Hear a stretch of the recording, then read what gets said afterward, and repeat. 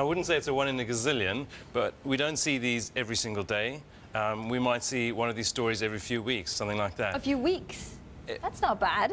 Well, not necessarily of this scale. Maybe you might not be 17-year-old, but exciting buyouts like this are not completely rare. Yeah. But if you look at the number of people competing for those buyouts, it is very rare, and it is tough to be one of those. I would say it's almost luck of the draw kind of thing, because there are many people with great value products.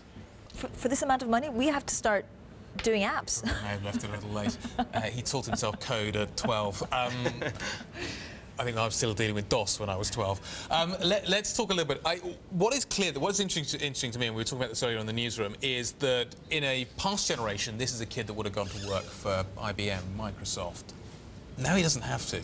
Now he can create a company out of an app, and that's got to be great for the future of the British economy. It's got to be great for the future of the US economy, because here are all these kids that have the ability to create value out of almost nothing without having to go through the torturous route of going in through the university admission scheme of X, Y, and Z's company. It's a completely different sort of route to market. It is different. We have another company called AppShed, where we enable children to build their own apps. The reason we're doing that is there actually needs to become a shift in the thinking of the teaching institutions. Yeah. Actually, they are able to do these sort of things. They have the ideas, they have the ability, enthusiasm, but they need to be enabled. So they need to be shown that actually they can achieve these things. Like teaching coding at school, something like that? Teaching coding at school, there's some fantastic programs out there that do that sort of thing, but it's also the mindset.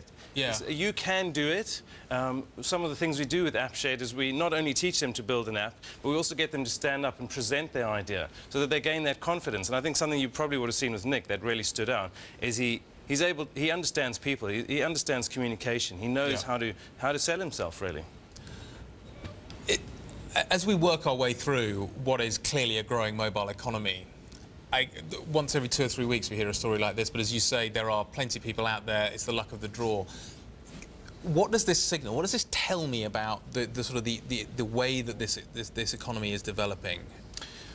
In terms of it being the luck of the draw, there will be those that spike out, you know, depending on a product that met a particular need. Yahoo needs to obviously maintain its space in the news readership and that.